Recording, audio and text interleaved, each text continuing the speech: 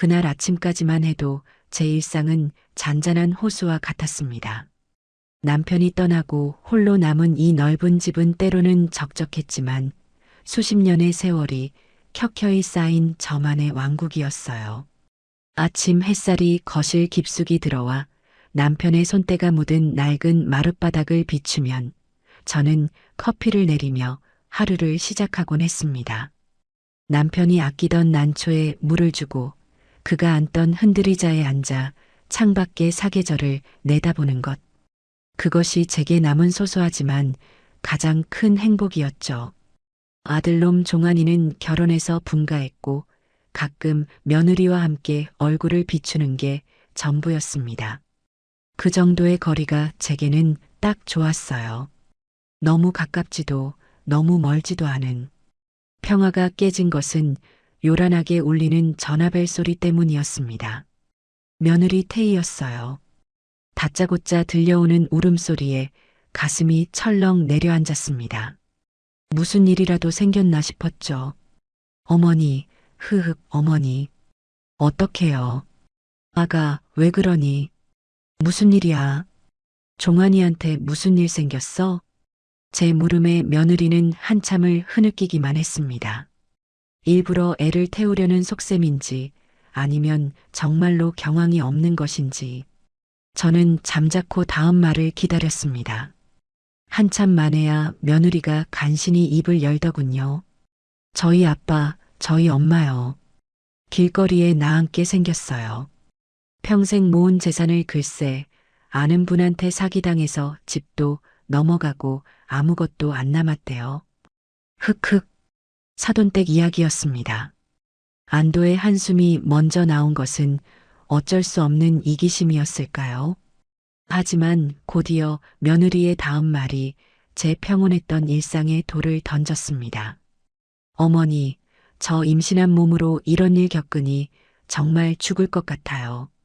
당장 저희 부모님은 갈 곳이 없는데 저희 집은 좁아서 모실 수도 없고요. 어머니, 부탁이에요. 저희 부모님 갈 곳 구하실 때까지만이라도 어머니 댁에 잠시만 계시면 안 될까요? 네, 딱 반년이면 돼요. 제가 정말 잘할게요, 어머니. 순간 머릿속이 띵하고 울렸습니다. 이게 지금 무슨 소리인가? 사돈을 저희 집에 모시라니요. 얼굴 본 횟수도 손에 꼽을 정도인 사돈 부부를, 그것도 남편과의 추억이 고스란히 남은 이 집에 들릴 수는 없는 노릇이었습니다. 저는 단호하게 선을 그어야 한다고 생각했어요. 아가, 그건 좀 곤란하겠다. 이 집은 나 혼자 지내기에도 넓어서 관리하기 힘들어. 그리고 어른들끼리 사는 게 어디 쉬운 일이니. 다른 방법을 찾아보렴. 제 목소리는 생각보다 차갑게 나갔습니다. 그러자 며느리의 울음소리가 더욱 커졌어요. 어머니, 어떻게 그런 말씀을 하세요? 그럼 저희 부모님 보고 이 추운 날 길바닥에서 떨라는 말씀이세요? 제가 뱃속의 아기만 아니면 당장 나가서 일이라도 할 텐데. 너무하세요, 정말. 전화기 너머의 원망 섞인 목소리에 기가 찼지만 더 말을 섞고 싶지 않았습니다. 저는 아무튼 그건 안 될 말이다라고 못을 받고 전화를 끊어버렸어요. 쿵쾅거리는 심장을 진정시키려 차가운 물을 한 잔 마셨습니다. 하지만 불길한 예감은 현실이 되더군요. 채 10분도 지나지 않아 이번에는 아들 종환이에게서 전화가 걸려왔습니다.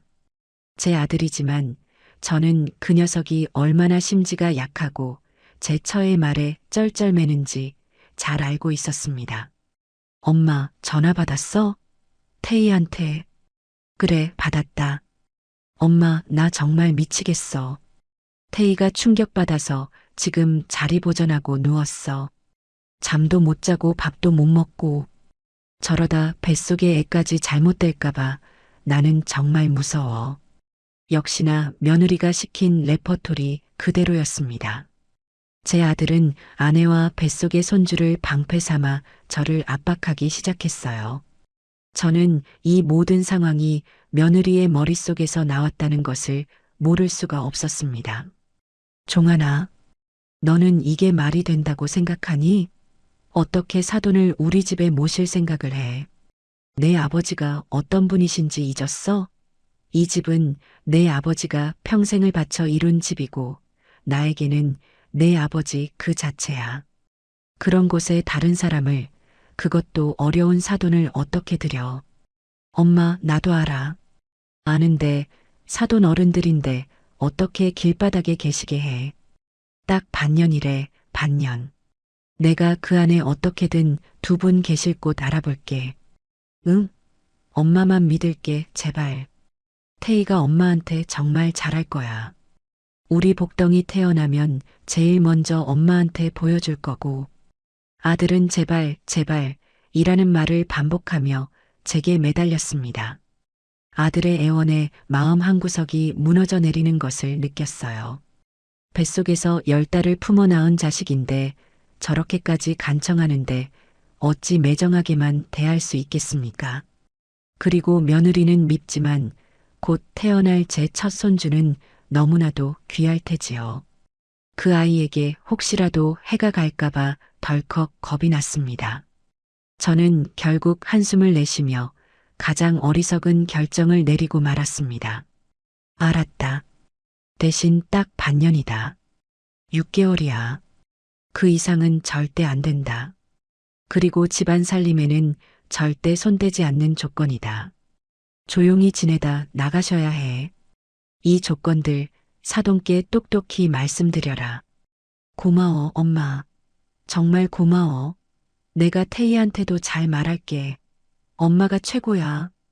수화기 너머로 들려오는 아들의 기쁜 목소리를 들으며 저는 이미 돌이킬 수 없는 강을 건넜다는 것을 직감했습니다. 평화롭던 제 왕국에 곧 성가신 불청객들이 들이닥칠 테지요. 그저 제 예감이 틀리기만을 바랄 뿐이었습니다. 그리고 며칠 뒤 제 불길한 예감은 한치의 오차도 없이 현실이 되었습니다. 이른 아침부터 집 앞에 커다란 이삿짐 센터 트럭이 멈춰 서더군요. 잠시 머물겠다던 사돈댁의 짐이었습니다. 저는 현관문을 열고 그 광경을 보는 순간 입을 다물 수가 없었어요. 사돈 부부는 마치 이민이라도 가는 사람들처럼 온갖 가구와 상자들을 줄줄이 끌고 나타났습니다. 낡은 장롱부터 시작해서 소파, 식탁, 심지어는 대형 김치 냉장고까지 제 집에 멀쩡히 있는 살림살이들임에도 불구하고 굳이 자신들의 것을 다 가져온 모양새였습니다.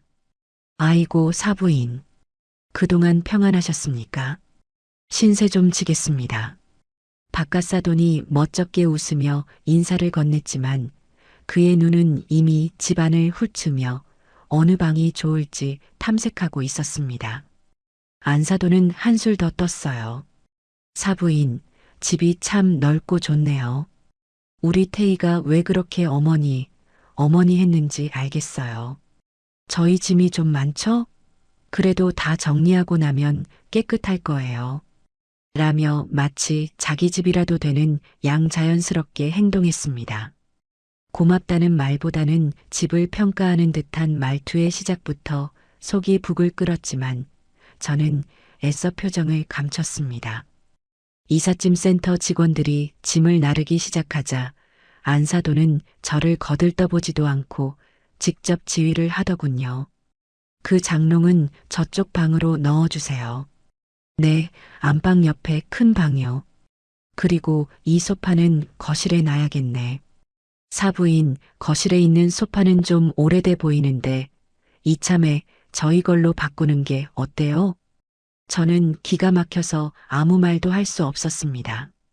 제 허락도 구하지 않고 제 가구를 치울 생각을 하다니요. 사돈, 그 소파는 저희 애 아버지가 쓰던 거라 버릴 수 없습니다. 그리고 방은 건넌방으로 쓰시면 됩니다. 안방 옆은 제가 쓰는 서재가 있어서요. 제가 단호하게 말하자 안사돈의 표정이 순간 굳어지는 것이 보였습니다. 하지만 이내 능청스럽게 웃으며 말을 받더군요. 어머, 그러세요? 아이고, 제가 잘 몰라서 그랬네요. 그럼 일단 건넌방에 짐을 풀지요, 뭐. 그렇게 사돈 부부는 제 집의 건넌방과 작은 방 하나를 통째로 차지했습니다. 그들이 가져온 짐은 방 2개를 가득 채우고도 남아 거실과 창고까지 점령했어요. 저는 그들이 짐을 푸는 내내 거실 소파에 멍하니 앉아 있었습니다. 딱 반년을 외치던 제 어리석음을 탓하면서요. 저들의 행태는 잠시 머물다 갈 손님의 것이 아니었습니다. 아예 뿌리를 내리고 눌러살 작정으로 온 점령군의 모습이었어요. 남편과의 고유한 추억이 깃든 제 왕국은 그렇게 단 하루 만에 소란스럽고 불편한 동거의 현장으로 변해버렸습니다. 저는 창밖을 내다보았습니다. 며칠 전과 똑같은 하늘, 똑같은 나무였지만 모든 것이 낯설게만 느껴졌습니다. 이 길고 긴 6개월을 과연 제가 버텨낼 수 있을까요? 벌써부터 땅을 치고 후회하며 모든 것을 제자리로 돌리고 싶다는 생각뿐이었습니다. 사돈 부부가 이 집에 들어온 첫날 밤, 저는 뜬 눈으로 밤을 새웠습니다.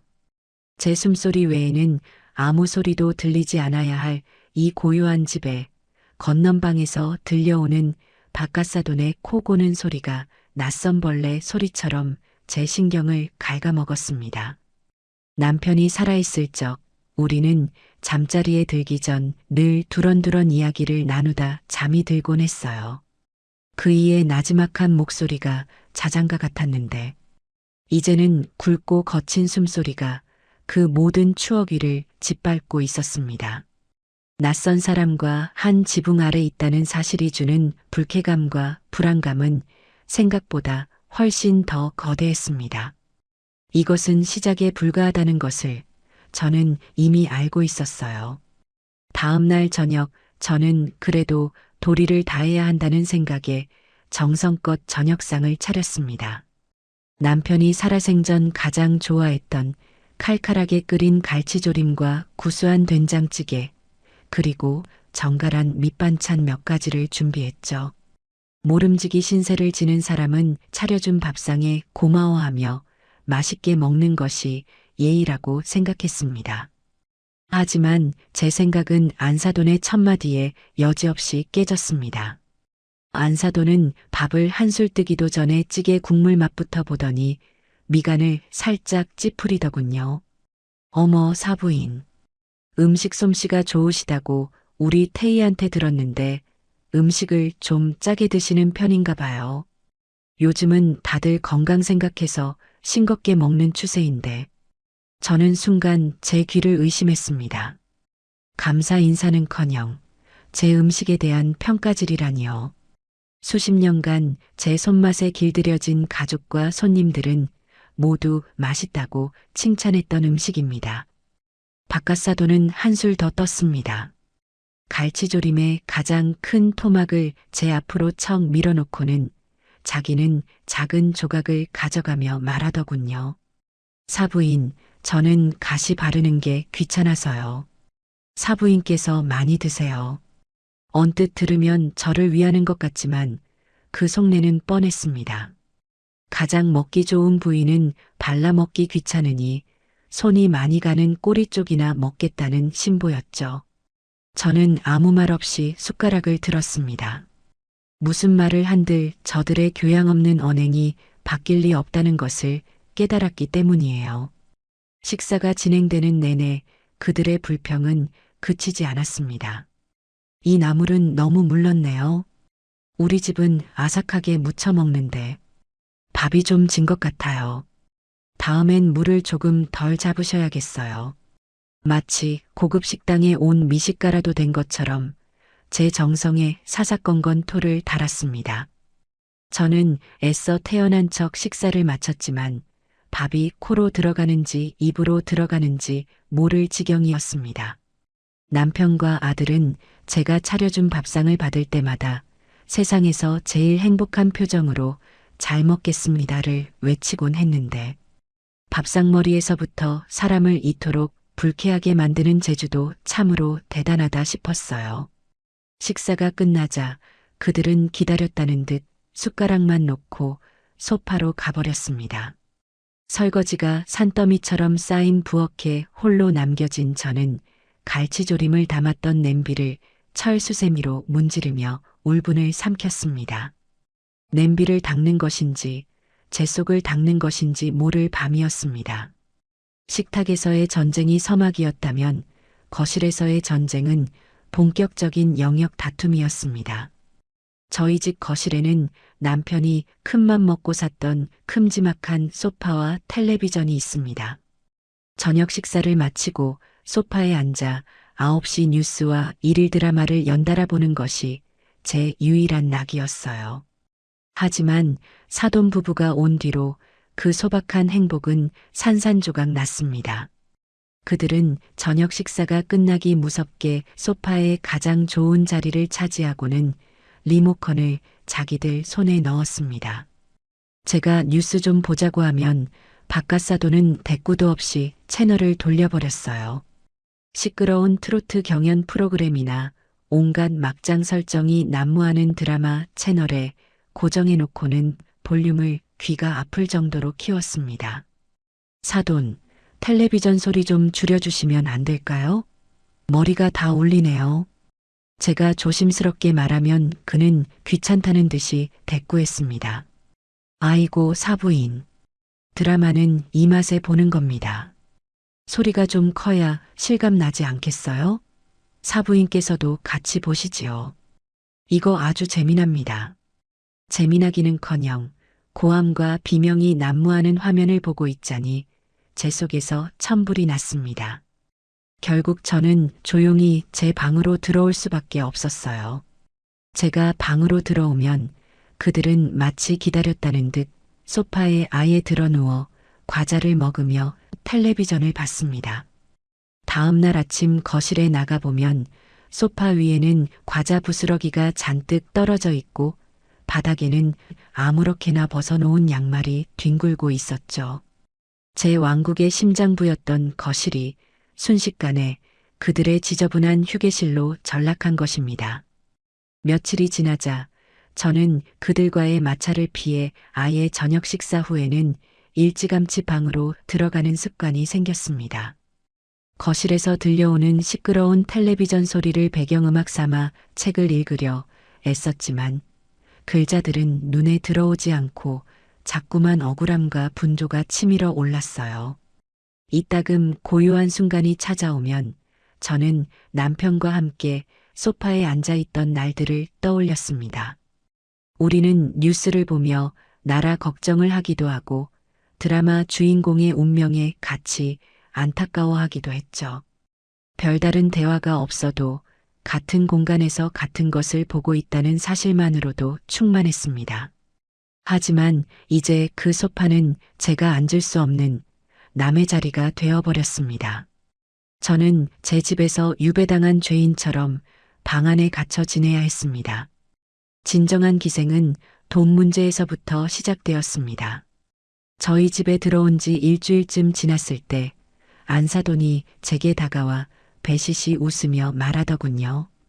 사부인, 냉장고가 텅 비었네요. 장 보러 가셔야겠어요. 마침 저도 따라 나서서 길 좀 익혀야겠어요. 그녀의 말에 저는 아무 의심 없이 함께 마트로 향했습니다. 그것이 얼마나 끔찍한 결과를 낳을지 상상도 못한 채 말이죠. 마트에 들어서자마자 안사돈은 기다렸다는 듯이 카트를 끌고 온갖 비싼 물건들을 담기 시작했습니다. 제가 평소에는 쳐다보지도 않던 한우 툭불 등심, 비싼 유기농 채소, 이름도 모를 수입 과일들. 그녀는 가격표는 보지도 않고 물건을 카트에 척척 던져 넣었어요. 사돈, 이건 너무 비싼데요. 제가 보다 못해 한마디 하자 그녀는 아무렇지 않게 대꾸했습니다. 어머 사부인, 우리 태희가 임신했는데 좋은 것만 먹여야죠. 다 우리 손주 입으로 들어갈 건데 이런 걸 아끼시면 쓰나요? 제가 나중에 가서 맛있는 거 해줘야지요. 그녀는 모든 지출의 명분을 임신한 며느리와 뱃속의 손주에게 돌렸습니다. 제가 더 이상 반박할 수 없도록 교묘하게 입을 막아버리는 것이었죠. 그녀는 자기들이 먹을 영양제와 간식거리, 심지어 바깥사돈이 마실 비싼 맥주까지 잔뜩 담았습니다. 카트는 순식간에 산처럼 쌓였고 계산대에 선 저는 제 눈을 의심해야 했습니다. 평소 장을 보면 10만 원을 넘기기 힘들었는데 그날 계산서에 찍힌 금액은 40만 원에 육박했습니다. 저는 떨리는 손으로 카드를 내밀었습니다. 안사돈은 옆에서 그 모습을 지켜보며 흡족한 미소를 짓고 있었어요. 그녀의 얼굴에서 고맙다는 감정은 조금도 찾아볼 수 없었습니다. 오직 당연하다는 뻔뻔함만이 가득했죠. 집으로 돌아오는 내내 차 안에는 침묵이 흘렀습니다. 저는 핸들을 쥔 손에 힘을 주며 분노를 사겼고 안사돈은 마치 큰 승리라도 거둔 장군처럼 창밖을 내다보며 콧노래를 흥얼거렸습니다. 집에 도착하자마자 안사돈은 자기가 사온 물건들을 냉장고의 가장 좋은 자리에 차곡차곡 채워 넣었습니다. 제가 원래 넣어두었던 반찬통들은 구석으로 밀려나고 그녀가 사온 값비싼 식재료들이 냉장고의 주인이 되었어요. 그날 이후로 이런 일은 반복되었습니다. 그녀는 마치 제 지갑을 자기 것인 양 마음대로 썼습니다. 전기요금과 가스요금 고지서를 받아든 날, 저는 또 한 번 경악해야 했습니다. 지난달보다 2배나 많은 금액이 찍혀 있었어요. 그들은 밤낮 없이 모든 방에 불을 켜놓고 춥지도 않은 날씨에 난방을 펑펑 돌렸습니다. 제가 한마디라도 할라치면 나이 드니 뼈가 시려서 그렇다는 대답만 돌아왔습니다. 그들은 제 돈과 제 집을 좀먹는 기생충과 다름없었습니다. 고맙다는 말 한마디 없이, 미안한 기색 하나 없이 오직 자신들의 안위와 편안함만을 추구했어요. 저는 매일 밤 잠자리에 누워 천장에 대고 물었습니다. 여보, 내가 지금 잘하고 있는 걸까요? 당신이 이 모습을 본다면 얼마나 가슴 아파할까요? 대답 없는 메아리만이 텅 빈 제 마음을 맴돌았습니다. 저는 깨닫기 시작했습니다. 이것은 단순한 불편함의 문제가 아니었습니다. 이것은 제 남은 인생과 남편과의 소중한 추억이 깃든 이 집을 지키기 위한 전쟁이었습니다. 그리고 이 전쟁에서 저는 결코 물러설 수 없었습니다. 시간이 흐를수록 사돈 부부의 행동은 노골적으로 변해갔습니다. 처음에는 눈치를 보는 척이라도 하더니 이제는 제 집을 완전히 자기들 소유인 양 여기는 듯 했어요. 그들의 만행 중에서도 저를 가장 참을 수 없게 만든 것은 바로 제 부엌에 대한 침범이었습니다. 부엌은 여자의 자존심이자 성역이라고들 하지요. 수십 년간 제 손길이 닿지 않은 곳이 없는, 제 눈을 감고도 모든 물건의 위치를 찾아낼 수 있는 저만의 공간이었습니다. 하지만 안사돈은 그 신성한 공간을 야금야금 점령하기 시작했습니다. 처음에는 사소한 간섭으로 시작되었어요. 제가 설거지를 하고 있으면 옆에 와서 사부인, 그릇은 그렇게 헹구면 세제가 남아요라며 잔소리를 하거나 제가 아끼는 무쇠 냄비를 보고는 요즘 누가 이렇게 무거운 걸 써요. 손목 나가요라며 타박을 주곤 했습니다. 저는 그저 그러려니 못 들은 척 넘기려 애썼습니다. 하지만 그녀의 간섭은 날이 갈수록 대담해졌습니다. 어느 날 제가 친구들과 점심 약속이 있어 외출했다 돌아오니 부엌이 완전히 뒤집혀 있었습니다. 제가 수십 년간 써왔던 그릇과 냄비, 수저의 위치가 전부 바뀌어 있었어요. 안사돈이 효율적이라며 자기 편한 대로 정리를 해놓은 것이었습니다. 심지어 제가 결혼할 때 친정 어머니가 물려주셨던 이가 살짝 나갔지만 소중해서 버리지 못했던 밥그릇 하나가 쓰레기통에 처박혀 있는 것을 발견했습니다. 사돈, 이게 지금 무슨 짓입니까? 저는 태어나서 처음으로 남에게 그렇게 큰 소리를 내질렀습니다.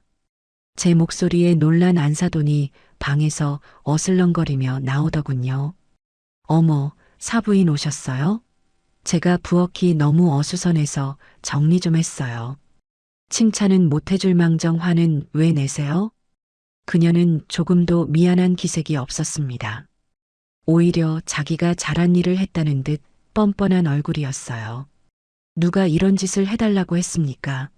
그리고 이 그릇은 왜 버려요? 이건 저희 어머니 유품이나 다름없는 물건입니다. 제가 쓰레기통에서 그릇을 꺼내 들고 소리치자 그녀는 코웃음을 쳤습니다. 아이고, 무슨 사기 그릇 하나 가지고 유품까지 들먹이세요. 이 나간 그릇 쓰는 거 아니에요. 복 나갑니다. 복 나가. 다 사부인 좋으라고 한 일을 가지고 뭘 그렇게까지 하세요. 말이 통하지 않았습니다. 그녀의 머릿속에는 자신의 행동이 모두 선의이며 그것을 받아들이지 못하는 제가 이상하고 속 좁은 사람일 뿐이었습니다. 그날 이후로 그녀는 아예 부엌의 주인 행세를 하기 시작했습니다. 제가 요리를 하려고 하면 사부인, 제가 할게요. 어른은 쉬세요라며 저를 부엌에서 밀어냈습니다. 그리고는 자기가 사온 비싼 재료들로 자기 입맛에 맞는 음식들을 해놓고는 제게는 맛보라는 말 한마디 없이 자기 남편과 함께 식사를 했습니다. 저는 제 집 부엌에서 쫓겨나 그들이 먹다 남긴 음식을 데워 먹거나 라면으로 끼니를 때워야 하는 날이 많아졌습니다.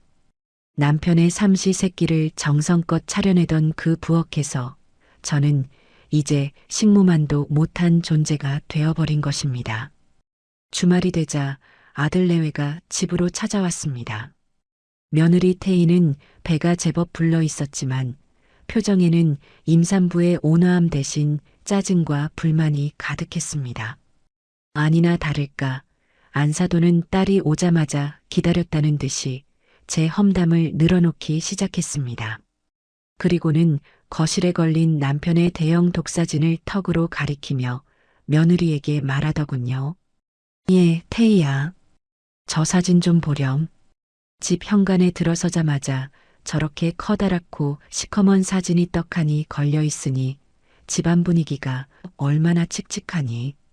안 그러니? 저는 소파에 앉아 조용히 과일을 깎다가 그 말에 손을 멈췄습니다.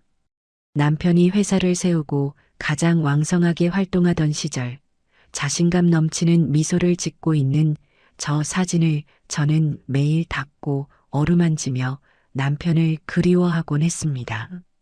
저 사진은 제게 단순한 사진이 아니라 이 집의 역사이자 제 인생 그 자체였습니다. 며느리 태희는 제 어머니의 말에 기다렸다는 듯 맞장구를 쳤습니다. 맞아, 엄마. 어머니, 이 사진 때문에 집이 꼭 초상집 같아요. 나중에 우리 복덩이가 태어나서 여기 와서 저 사진 보고 밤에 경기라도 하면 어떡해요? 그리고 임산부 정서에도 별로 안 좋은 것 같아요. 저 사진은 그냥 안방에 작게 하나 두시고 여기에는 화사한 꽃 그림 같은 걸 꺼는 게 훨씬 좋겠어요. 저는 과도를 쥔 손에 힘이 들어가는 것을 느꼈습니다. 저것들은 정말 인간에 대한 예의라고는 조금도 없는 것들이구나. 죽은 사람에 대한 최소한의 존중도 그 사람을 그리워하며 살아가는 산 사람에 대한 배려도 없었습니다. 오직 자신들의 눈에 거슬리고 자신들의 기분을 해친다는 이유만으로 제 가장 소중한 추억을 치워버리라고 말하고 있었습니다. 제가 아무 말 없이 차가운 눈으로 쳐다보자 분위기가 심상치 않음을 느낀 아들 종환이가 어색하게 끼어들었습니다. 하, 무슨 사진 가지고 그래. 아버님 멋있기만 하구먼. 하지만 그 한마디가 전부였습니다. 제 아들은 자기 아내와 장모의 무례한 언행을 제지하기는커녕 어색한 웃음으로 상황을 넘기려고만 했어요. 그 나약하고 비겁한 태도에 저는 남편의 사진보다도 제 아들을 향한 실망감에 더욱 가슴이 아팠습니다. 제가 조용히 입을 열었습니다. 그 사진은 내 아버지가 돌아가시는 날까지 저 자리에 있을 게다. 그게 보기 싫으면 너희가 이 집에 오지 않으면 될 일이야. 제 목소리에는 서리빨 같은 냉기가 서려 있었습니다. 거실의 공기가 순간 얼어붙었습니다. 안사돈과 며느리는 제 대답이 뜻밖이라는 듯 불쾌한 표정을 감추지 못했어요. 그날 아들 내외는 저녁도 먹지 않고 서둘러 집을 떠났습니다. 그들이 떠난 뒤 저는 한참 동안이나 남편의 사진 앞에 서 있었습니다. 사진 속 남편은 여전히 자신만만한 미소를 짓고 있었지만 제 눈에는 그 미소가 몹시도 외로워 보였습니다. 여보, 미안해요. 내가 당신을 그리고 당신과의 추억을 제대로 지켜주지 못하고 있어요. 눈물이 뺨을 타고 흘러내렸습니다. 그날 밤 예상대로 아들에게서 전화가 걸려왔습니다. 저는 받지 않았습니다. 할 말이 뻔했기 때문이죠. 아니나 다를까 잠시 후 이번에는 며느리 태희에게서 전화가 오더군요. 받지 않으려다 무슨 말을 하는지 드러나 보자는 생각에 통화 버튼을 눌렀습니다. 어머니, 저 태희예요. 오늘 저희 엄마랑 제가 한 말 때문에 화나셨어요? 목소리는 지극히 상냥했지만 그 안에는 가시가 숨어 있었습니다. 화가 난 게 아니라 너희가 무례한 거지. 어떻게 죽은 시아버지 사진을 치우라는 말을 그렇게 쉽게 할 수가 있니? 어머니, 저희가 언제 치우라고 했어요. 그냥 분위기가 좀 그러니 아기 생각해서 다른 그림을 걸면 어떨까 하고 의견을 여쭌 거잖아요. 그런데 어머니는 저희 말을 들으려고도 안 하시고 무조건 화부터 내시니 저희도 정말 당황스러웠어요. 기가 막혔습니다. 자신의 망언을 의견으로 포장하고 그의 분노한 저를 화부터 내는 속 좁은 시어머니로 만들고 있었어요. 이것이 요즘 젊은 사람들이 말하는 가스라이팅이라는 것일까요? 그리고 저희 엄마 문제도요. 어머니 힘드실까봐 저희 엄마가 살림 좀 도와드리려는 건데 그걸 가지고 어머니는 저희 엄마를 부엌대기 취급하신다고 종한 씨한테 그러셨다면서요? 저희 엄마도 자기 집에서는 귀한 딸이고 대접받던 사람이에요. 그런데 사부인 댁에 와서 온갖 굳은 일 다 하면서 그런 오해까지 받으니 얼마나 속상하시겠어요. 다 어머니 좋으라고 편하시라고 하는 일이잖아요. 저는 더 이상 들을 가치가 없다고 판단했습니다. 그녀와의 대화는 저를 더 깊은 수렁으로 빠뜨릴 뿐이었습니다. 이제 그만하거라. 너랑 더 이상 할 얘기 없다. 어머니, 제 말 아직 안 끝났어요. 어머니가 그렇게 저희의 좋은 뜻을 자꾸 꼬아서 들으시면 저희도 정말 어머니 모시기 힘들어요. 저는 통화 종료 버튼을 눌러버렸습니다. 휴대폰을 침대 위로 던져버리고 자리에 누웠지만 심장이 벌렁거려 잠을 이룰 수가 없었습니다. 좋은 뜻? 저를 위한 일? 그들은 자신들의 이기심과 무례함을 선이라는 이름으로 포장하고 그것을 받아들이지 못하는 저를 가해자로 만들고 있었습니다. 그들의 교묘한 말들이 제 머릿속을 헤집어 놓았습니다. 정말 내가 너무 예민한 걸까? 내가 너무 꽉 막힌 늙은이라서 저들의 방식을 이해하지 못하는 걸까? 잠시나마 그런 어리석은 생각에 사로잡혔습니다. 하지만 이내 정신을 차렸습니다. 아니, 이건 내가 이상한 게 아니야. 내 집에서 내 것을 지키려는 내가 왜 가해자가 되어야 한단 말인가. 염치도 없고 예의도 없는 저들이 문제인 것이다. 저는 어둠 속에서 두 주먹을 꽉 쥐었습니다. 이제 더 이상 당하고만 있지는 않을 겁니다. 그날 이후 집안의 공기는 살얼음판처럼 차갑고 위태로워졌습니다. 저는 사돈 부부와의 대화를 완전히 끊었습니다. 꼭 필요한 말이 아니면 입을 열지 않았고 그들이 있는 거실에는 나가지도 않았습니다. 식사도 그들이 부엌을 쓰지 않는 시간에 맞춰 저 혼자 해결했어요. 제 집은 이제 세 개의 독립된 섬으로 이루어진 군도와 같았습니다. 안방이라는 나의 섬, 건넌방이라는 그들의 섬, 그리고 서재라는 죽은 남편의 섬. 그 중에서도 남편의 서재는 제가 유일하게 평온을 느낄 수 있는 마지막 보루였습니다. 서재는 남편의 모든 것이었습니다.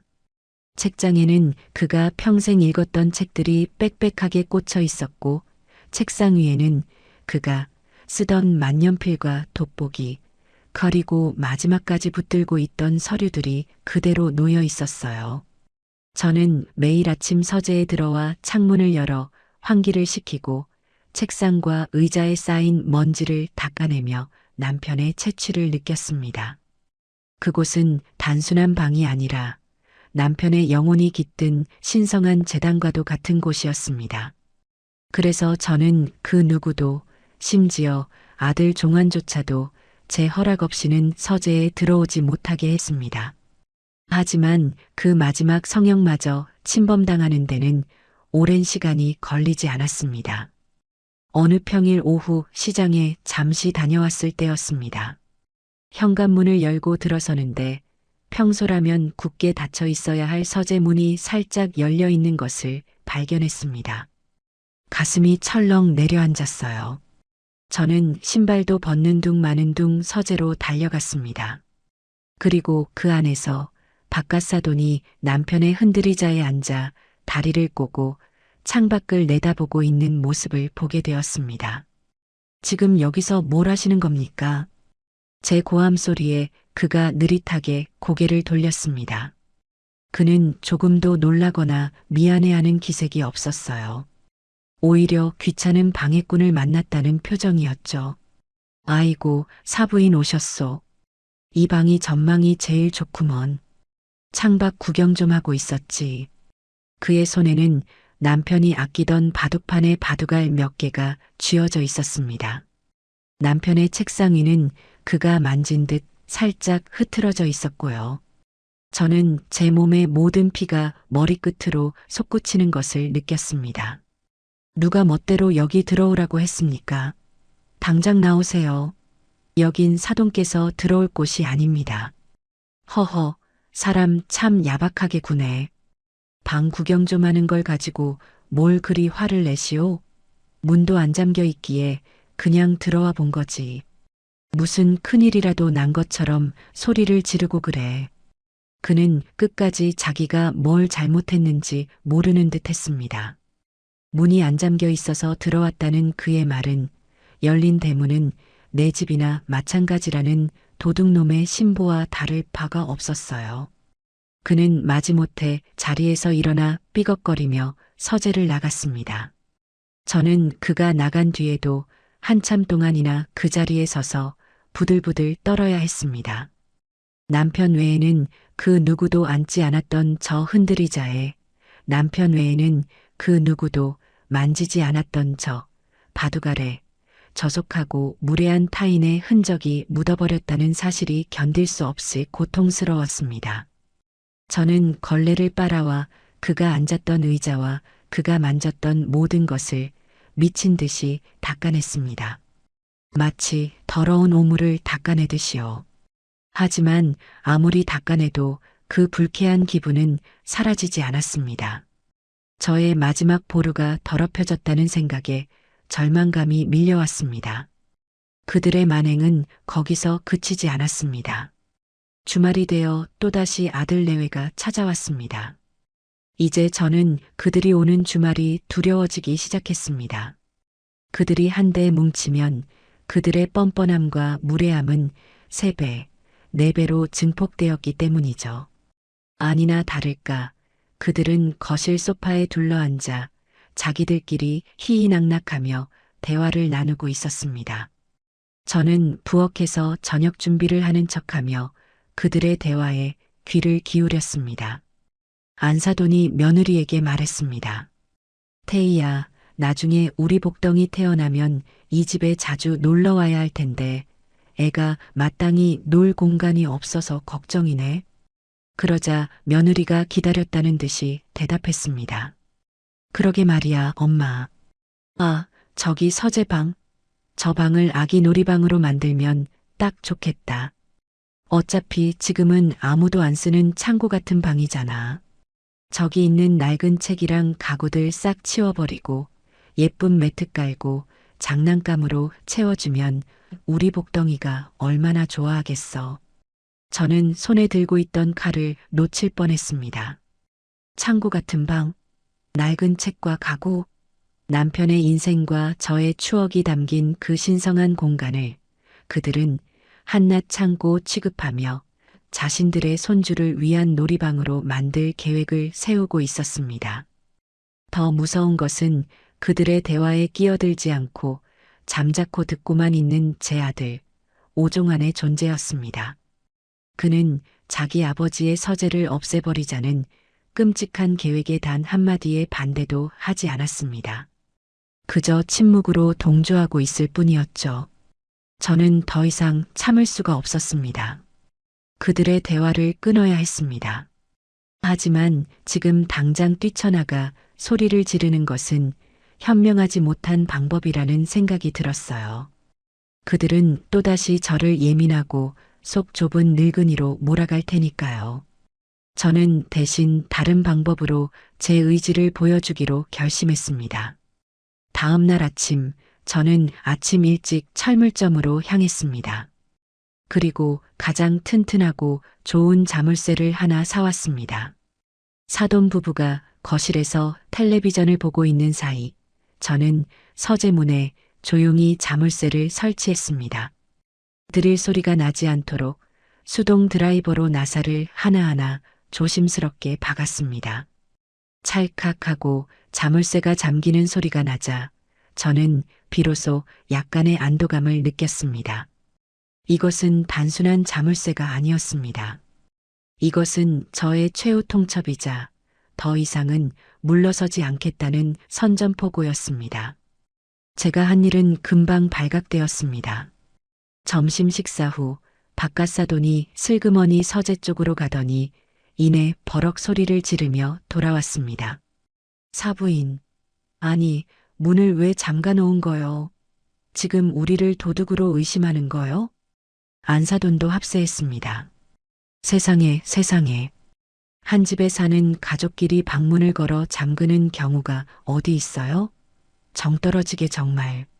저 방 안에 뭘 그렇게 대단한 걸 숨겨놨기에 저러신데?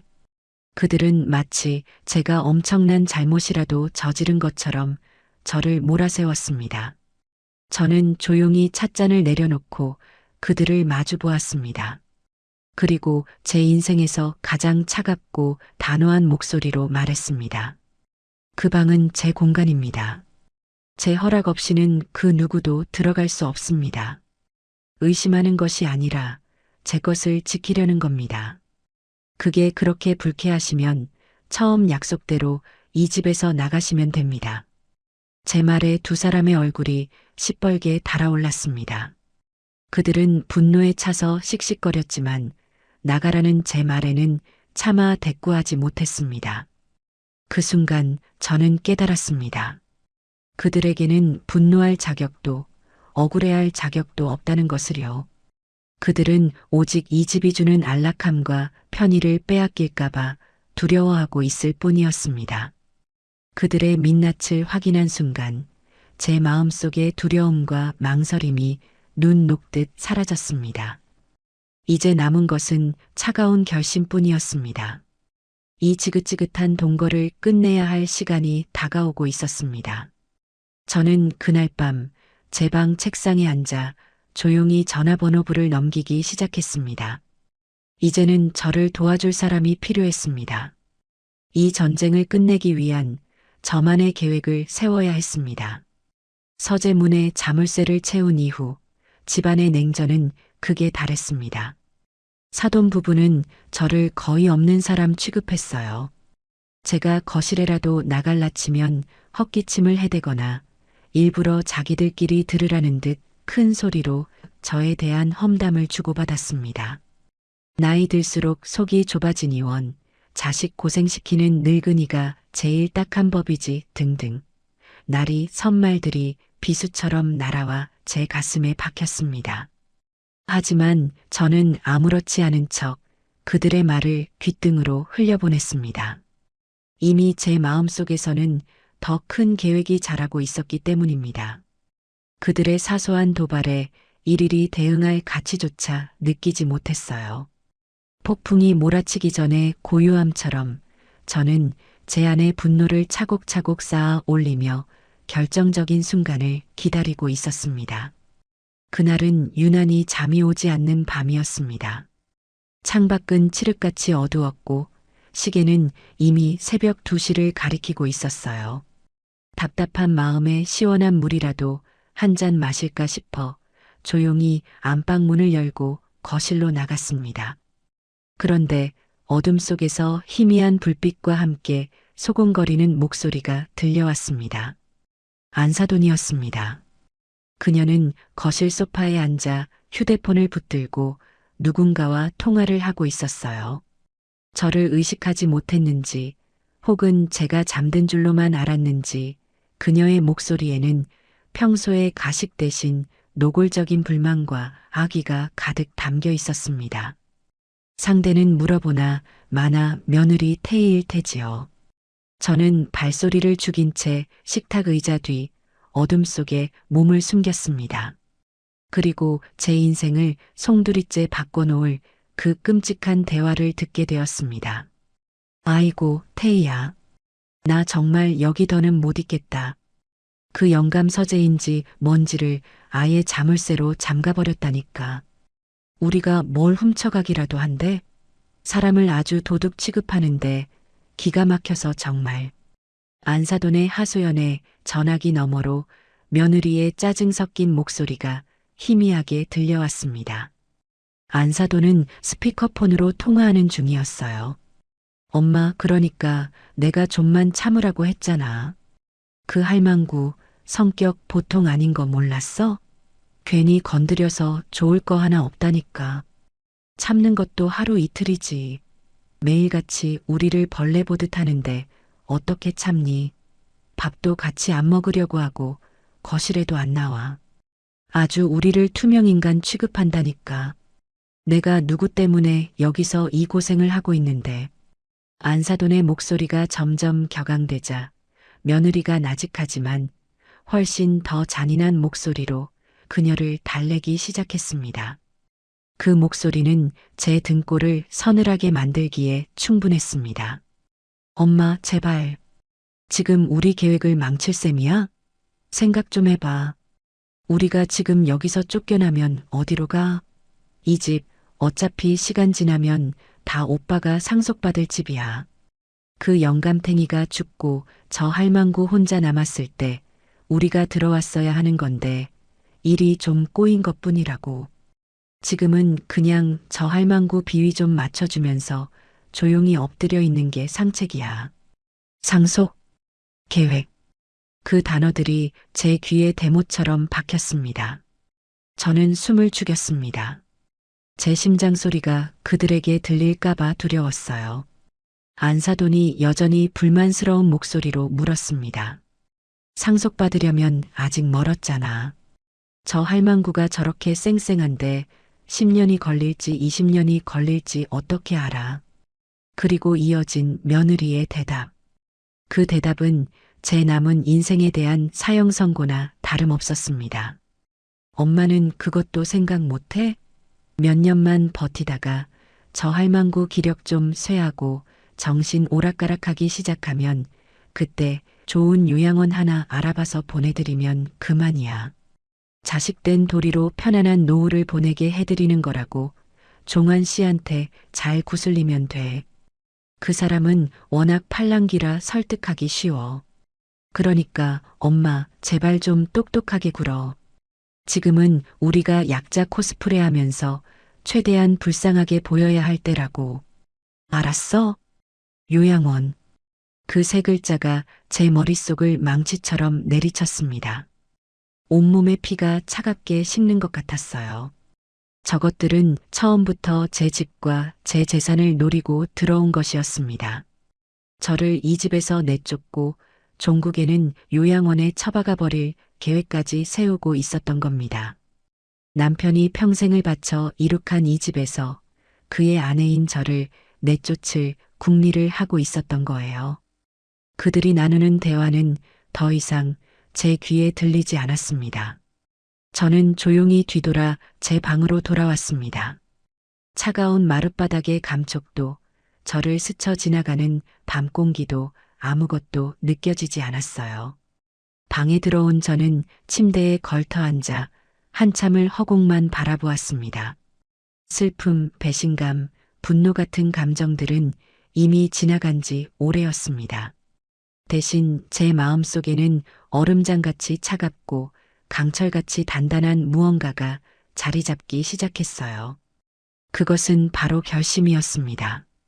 지금까지 제가 느꼈던 모든 감정은 저들을 향한 미련과 인간적인 연민이 남아 있었기 때문이라는 것을 깨달았습니다.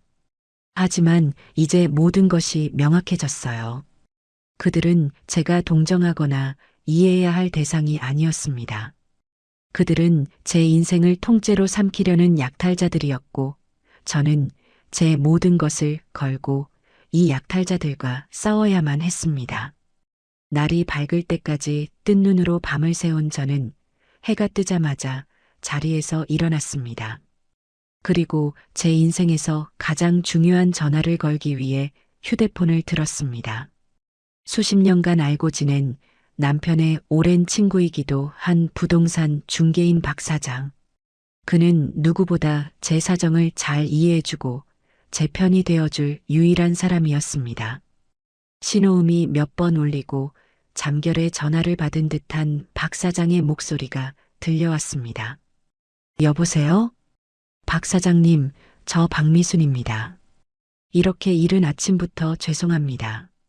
제 목소리가 평소와 다르다는 것을 느꼈는지 박 사장의 목소리가 조금 또렷해졌습니다. 아이고, 사부인이시구먼. 무슨 일이라도 있으시오? 이 시간에. 저는 잠시 숨을 골랐습니다. 그리고 제 인생을 건 싸움의 첫 발을 내디뎠습니다. 사장님, 저희 집 팔아야겠습니다. 네, 집을요? 아니, 그 좋은 집을 갑자기 왜 파시오? 무슨 우환이라도 있는 겁니까?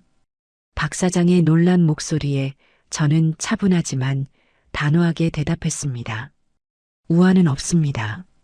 그냥 이제는 이 집을 정리하고 싶어졌어요. 사장님, 조건이 있습니다. 절대로 이 집을 내놓았다는 소문이 나면 안 됩니다.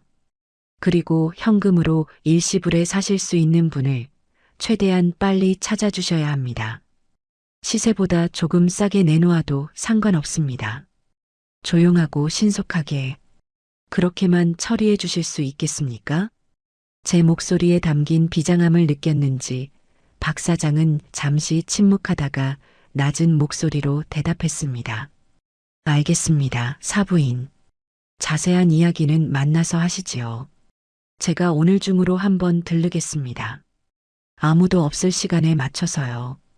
전화를 끊고 저는 창밖을 내다보았습니다. 동쪽 하늘이 붉게 물들며 새로운 아침이 밝아오고 있었습니다. 어젯밤과는 완전히 다른 아침이었어요.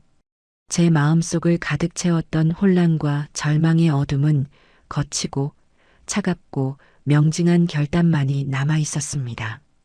그들은 저를 요양원에 보낼 계획을 세웠지만 오히려 그들이 이 집에서 쫓겨나 길바닥을 헤매게 될 것입니다.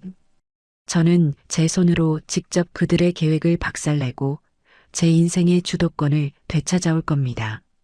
남편의 사진을 바라보았습니다. 사진 속 그는 여전히 자신만만하게 웃고 있었어요. 여보, 이제 내가 어떻게 하는지 잘 봐요. 당신이 남겨준 이 소중한 성을 내가 어떻게 지켜내는지. 저는 나직이 속삭이며 제 자신과 그리고 남편에게 굳게 맹세했습니다. 이제부터 진짜 전쟁 시작입니다. 그날 이후 저는 완벽한 연기자가 되어야 했습니다. 제 마음속에서는 복수의 칼날을 갈고 있었지만 겉으로는 아무것도 모르는 순한 양처럼 행동해야 했죠. 사돈 부부의 의심을 사지 않고 그들의 경계심을 무너뜨리는 것, 그것이 제 계획의 첫 번째 단계였습니다. 아침 식사 시간이 되자 저는 오랜만에 부엌에 나가 밥을 차렸습니다. 제가 먼저 식탁에 앉아 사돈, 아침 드세요라고 말을 건네자 그들은 놀란 눈으로 저를 쳐다보더군요. 어이구, 해가 서쪽에서 뜨겠네. 사부인께서 웬일로 아침을 다 차리시고. 바깥사돈이 비아냥거리듯 말했지만 저는 못 들은 척 웃으며 대꾸했습니다. 어른들 모시고 살면서 제가 너무 소홀했던 것 같아서요. 어제 곰곰이 생각해 봤는데 다 제가 속이 좁아서 그랬던 것 같습니다. 사돈께서 너그러이 이해해 주세요. 제 뜻밖의 사과에 그들은 잠시 당황하는 듯 했지만 이내 상황을 즐기기 시작했습니다. 그들은 제가 드디어 두 손 두 발 다 들고 항복했다고 생각하는 모양이었어요. 그들의 얼굴에 떠오른 거만하고 흡족한 미소를 저는 속으로 비웃으며 조용히 밥을 먹었습니다. 그래, 마음껏 우쭐해라. 너희가 그 우월감에 취해 있는 동안 너희의 발밑은 서서히 무너져 내리고 있을 테니. 오후가 되자 박 사장에게서 문자가 왔습니다. 사돈들 외출하시면 연락 주십시오. 저는 거실에서 셔츠를 다리고 있는 안사돈에게 슬쩍 말을 건넸습니다. 안사돈, 오늘 날씨가 참 좋네요. 매일 집에만 계시면 답답하실 텐데 바깥사돈이랑 바람이라도 쐬고 오시지요. 제가 용돈 좀 드릴 테니 맛있는 점심도 사드시고요. 저는 지갑에서 10만 원짜리 수표 한 장을 꺼내 그녀의 손에 쥐어주었습니다. 안사돈은 제 손에 들린 수표를 보고는 눈을 동그랗게 떴어요. 그녀는 잠시 저의 의도를 의심하는 듯 했지만 공짜 돈의 유혹은 그 의심을 금방 이겨냈습니다. 아이고 사부인, 뭘 이런 걸 다. 저희가 신세지는 처지에 받을 수 없지요. 입으로는 그렇게 말하면서도 그녀의 손은 이미 수표를 단단히 움켜쥐고 있었습니다. 아닙니다. 받으세요. 그동안 제가 마음고생 시켜드린 것에 대한 사죄의 뜻이라고 생각하세요. 제 말에 그녀는 마지못하는 척 수표를 주머니에 넣고는 신이 나서 바깥사돈을 불렀습니다. 그렇게 두 사람은 제 돈으로 호의호식하러 유유히 집을 나섰습니다. 저는 그들의 뒷모습이 사라지자마자 박 사장에게 전화를 걸었습니다. 박 사장은 약속대로 30분 만에 도착했습니다. 그는 집 안으로 들어서며 착잡한 표정으로 제게 말했어요. 사부인, 정말로 이 집을 파시려는 겁니까? 회장님께서 얼마나 아끼시던 집인데. 다시 한번 생각해 보시는 게 어떻겠소? 사장님, 제 결심은 확고합니다. 이 집은 더 이상 저에게 안식처가 아닙니다. 오히려 제 숨통을 조이는 감옥이 되었어요. 저는 이 감옥에서 벗어나야겠습니다. 제 단호한 태도에 박 사장은 더 이상 묻지 않고 고개를 끄덕였습니다. 우리는 거실 식탁에 마주 앉아 본격적으로 계획을 논의하기 시작했습니다. 사부인 뜻대로 아주 조용히 진행해야 합니다. 마침 제가 아는 사람 중에 자식들 다 분가시키고 조용한 단독주택에서 노후를 보내고 싶어 하는 재력가 부부가 있습니다. 현금 동원 능력도 충분하고 성품도 아주 점잖은 분들이지요. 그분들에게만 제가 조심스럽게 이야기를 꺼내보겠습니다. 그렇게만 해주신다면 정말 감사하겠습니다. 그리고 계약이 성사되면 잔금은 제가 새로 만들 계좌로 바로 입금되도록 처리해 주십시오. 제 아들도 모르는 계좌여야 합니다. 제 치밀함에 박 사장은 잠시 저를 놀란 눈으로 바라보았지만 이내 모든 것을 이해했다는 듯 고개를 끄덕였습니다. 알겠습니다, 사부인. 모든 것은 사부인 뜻대로 진행하겠습니다. 일단 다음 주 중에 제가 그분들을 모시고 한번 방문해야겠습니다. 집을 보여드려야 하니까요. 사돈들이 집에 있을 텐데 괜찮을까요? 그 점은 걱정 마십시오. 제가 아주 오래된 고향 친구를 우연히 만난 척 차나 한 잔 얻어 마시러 온 것처럼 위장해서 방문하겠습니다. 사부인께서는 아무것도 모르는 척 반갑게 친구를 맞아주시기만 하면 됩니다. 박 사장의 계획은 완벽했습니다. 우리는 몇 가지 세부 사항을 더 논의한 뒤 그를 배웅했습니다. 저는 텅 빈 거실에 서서 곧 벌어질 일들을 머릿속으로 그려보았습니다. 사돈 부부가 아무것도 모른 채 자신들이 살게 될 집을 보러 온 새 주인에게 이 집을 자랑하게 될 모습을 상상하니 통쾌함에 입가에 절로 미소가 지어졌습니다. 그날 이후 저의 연기는 더욱 완벽해졌습니다. 저는 매일같이 사돈 부부의 비위를 맞췄습니다. 안사돈이 먹고 싶다는 비싼 과일을 사다 바치고 바깥사돈이 좋아하는 낚시 채널을 함께 봐주기도 했습니다. 그들은 저의 변화에 완전히 방심하고 있었어요. 저를 하녀처럼 부리면서도 한편으로는 역시 우리가 이겼다는 생각에 기고만장해 있었습니다. 안사돈은 며느리에게 전화를 걸어 내 시어머니가 이제야 정신을 차렸나 보다. 아주 나한테 쩔쩔매는 게 볼만하다라며 자랑을 늘어놓기까지 했습니다. 저는 그 모든 것을 모르는 척 웃으며 받아주었습니다. 제 마음속에서는 그래, 실컷 즐겨라. 그 즐거움은 그리 오래가지 않을 테니라고 되뇌면서요. 약속한 날이 되었습니다. 박 사장은 예고한 대로 중년의 부부와 함께 대문을 들어섰습니다. 그는 저를 보자마자 마치 정말로 우연히 만난 것처럼 과장된 몸짓으로 외쳤습니다. 아이고, 이게 누구십니까? 사부인 아니십니까? 세상에, 제가 이 동네 사는 친구 집에 왔다가 혹시나 해서 들러봤는데 정말로 계셨구먼. 저 역시 능숙하게 연기를 펼쳤습니다.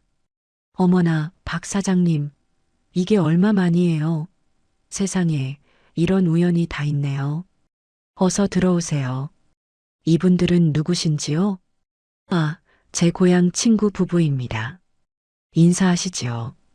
우리가 현관에서 인사를 나누는 사이 거실에서 텔레비전을 보던 사돈 부부가 어슬렁거리며 나왔습니다.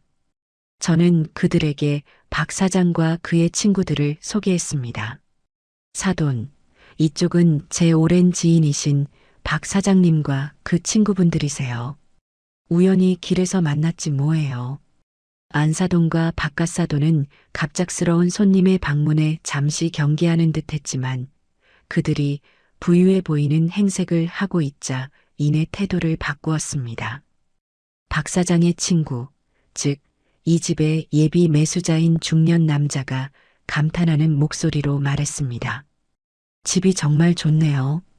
정원도 넓고 햇볕도 잘 들고 이런 집에서 살면 정말 좋겠습니다. 그의 칭찬에 안사돈이 마치 자기 집을 자랑하듯 나섰습니다. 그렇죠? 저희가 살아보니까 정말 좋아요. 조용하고 공기도 맑고 특히 저 정원은 저희 바깥 양반이 곧 예쁘게 텃밭으로 가꿀 예정이에요. 상추도 심고 고추도 심고 할 거랍니다. 저는 속으로 웃음을 삼켰습니다. 바깥사돈은 한술 더 떴습니다. 이 집이 터가 아주 좋은 터요. 이 집에 들어오고 나서부터 우리 딸 사업도 더 잘 풀리는 것 같고 아주 좋은 일만 생긴다니까. 그들은 자신들이 이 집의 주인이라도 되는 양 온갖 자랑을 늘어놓았습니다.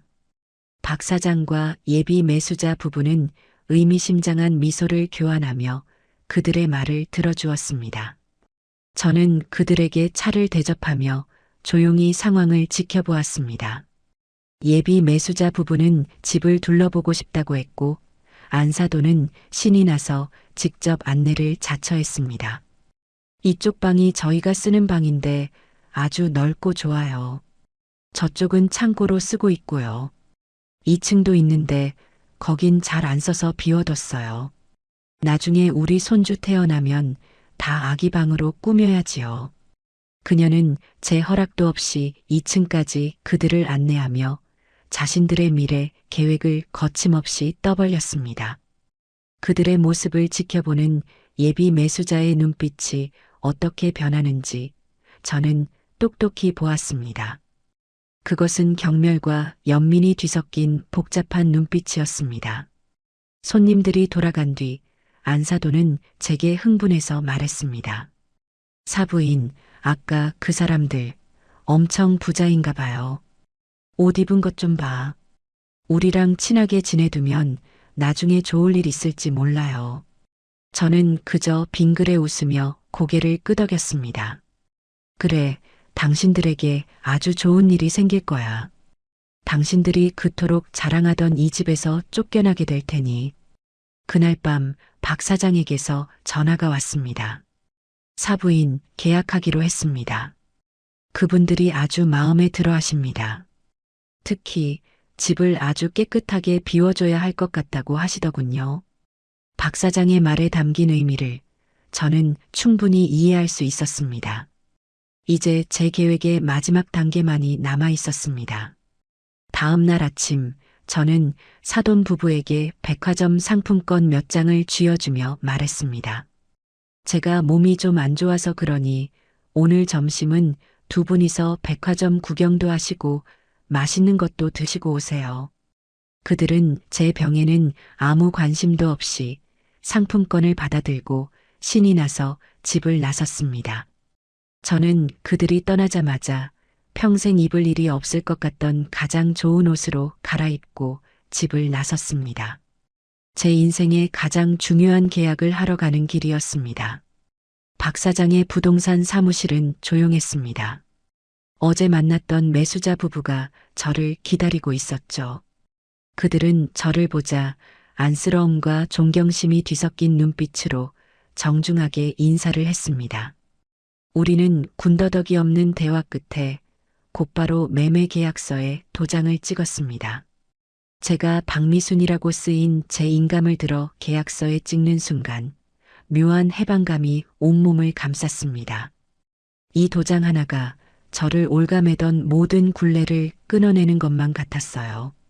남편이 남겨준 이 집을 제 손으로 파는 것에 대한 미안함도 있었지만 그보다는 제 인생을 되찾았다는 안도감이 훨씬 더 컸습니다. 계약금과 중도금 없이 2주 뒤 잔금일의 매매 대금 전액을 제가 새로 개설한 비밀 계좌로 받기로 하는 모든 절차는 제 계획대로 완벽하게 진행되었습니다. 계약을 마치고 부동산 사무실을 나온 저는 곧장 은행으로 향했습니다. 아들과 며느리는 물론 그 누구의 이름도 연결되지 않은 저만의 계좌를 만들었습니다. 그리고 박 사장에게서 받은 계약금 일부를 그 통장에 입금했습니다. 얇은 통장 하나였지만 그것은 제게 천군만마와도 같았습니다. 제 힘으로 다시 일어설 수 있다는 자신감의 증표였죠. 그날부터 저의 비밀스러운 이사는 시작되었습니다. 사돈 부부가 외출하거나 거실에서 텔레비전에 정신이 팔려 있는 틈을 타 저는 서재와 안방에 있는 제 물건들을 하나씩 정리하기 시작했습니다. 가장 먼저 챙긴 것은 남편의 유품들이었습니다. 그가 늘 차고 다니던 낡은 손목 시계, 그가 즐겨 읽던 책들, 그리고 우리의 젊은 시절이 담긴 뒷바랜 앨범들. 저는 이 물건들을 상자에 담으며 그와 함께했던 시간들을 하나하나 추억했습니다. 눈물이 왈칵 쏟아지려는 것을 몇 번이나 참아야 했어요. 이것은 슬픔의 눈물이 아니라 이 소중한 추억들을 지켜냈다는 안도의 눈물이었습니다. 저는 작은 상자에 담은 물건들을 차에 싣고 미리 계약해둔 시내의 작은 보관 창고로 옮겼습니다. 창고의 차가운 철문을 열고 제 추억이 담긴 상자들을 차곡차곡 쌓으며 저는 새로운 보금자리를 만드는 기분을 느꼈습니다. 이 창고는 비록 작고 초라했지만 적어도 그 누구에게도 침범당하지 않을 저만의 온전한 공간이었습니다. 며칠에 걸쳐 저는 제 옷가지와 폐물, 그리고 제가 아끼던 그릇과 소품들까지 제 손때가 묻은 모든 것을 그 비밀 창고로 옮겼습니다. 집은 점점 비어갔지만 제 마음은 오히려 풍요로워졌습니다. 불필요한 것들을 덜어내고 가장 소중한 것들만 남기는 과정은 제 인생을 정리하는 의식과도 같았습니다. 모든 것이 순조롭게 진행되는 동안 저의 연기 또한 날로 발전했습니다. 저는 사돈 부부에게 그 어느 때보다 살갑게 대했습니다. 그들이 좋아하는 반찬을 해주고 함께 화투를 치며 돈을 잃어주기도 했습니다. 저의 그런 모습에 완전히 방심한 그들은 이제 저를 자신들의 수족처럼 부리기 시작했습니다. 사부인, 물 좀 떠다 주시오. 사부인, 어깨 좀 주물러 보시오. 저는 웃는 얼굴로 그들의 시중을 다 들어주었습니다. 그들이 저를 하대하고 무시할수록 제 계획의 성공은 더욱 가까워지고 있었으니까요. 장금이를 며칠 앞둔 주말, 아들 종환이가 혼자 집을 찾아왔습니다. 며느리는 입덧이 심하다는 핑계로 오지 않았더군요. 아들은 집안 분위기가 평화로워진 것에 안도하는 표정이었습니다. 엄마, 다행이다. 요즘은 사돈 어른들도 그렇고 엄마도 그렇고 다들 잘 지내시는 것 같아서 제가 마음이 놓여요. 역시 엄마가 이해해 주시니 모든 게 해결되네요. 엄마, 고마워. 저는 저의 어리석고 순진한 아들을 바라보며 속으로 한숨을 쉬었습니다. 녀석은 아무것도 모르고 있었습니다. 이 평화가 거대한 폭풍을 앞둔 폭풍전야의 고요함이라는 것을요. 제가 자기 아내와 장인, 장모의 소나기에서 벗어나기 위해 어떤 끔찍한 결심을 하고 어떤 치밀한 계획을 실행에 옮기고 있는지 꿈에도 상상하지 못하고 있었죠. 그래, 나도 이제 마음을 비우니 편하구나. 다들 한 가족인데 아웅다웅 싸워서 뭐 하겠니? 저는 세상에서 가장 인자한 어머니의 미소를 지으며 아들의 어깨를 두드려 주었습니다. 아들은 제 말에 감동한 듯 눈시울까지 붉혔습니다. 엄마, 역시 우리 엄마가 최고야. 제가 앞으로 더 잘할게. 태희도 엄마한테 잘하라고 제가 단단히 말해 놓을게요. 저는 그 말을 들으며 마음속으로 차갑게 되뇌었습니다. 아니다, 아들아.